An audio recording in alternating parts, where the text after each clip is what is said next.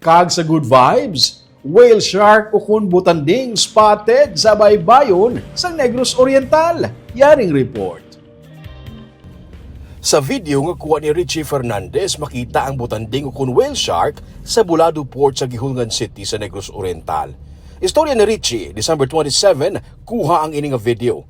Nagalagas kag nagapangaon sa mga bulinaw o kung magagmay nga mga isda ang butanding kag madamo sang bulinaw sa puerto sa nga adlaw. Dako kuno katama ang whale shark.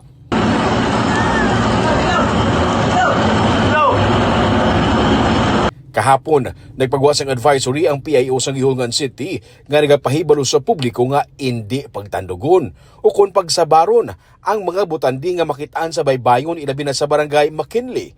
Kaya ginadumilian ini, ilabi na nga endangered species ang mga ini. Gusto lungkot. 2023, sang magdagsa man ang mga butanding sa baybayon sa Cadiz City kag naglawig sila didto sang masobra isa ka semana. Kag wala na ini sila makabalik didto. Ang whale sharks ang nagakaon sang plankton so kung magagmay nga mga isda kag masami sa paglagas nila sang ilakalanon, nagakaseparar sila sa ilang nga grupo nga naga-migrate. Grupo-grupo kung magsaylo sa mga lugar ang mga butanding kundiin may bugana nga mga pagkaon.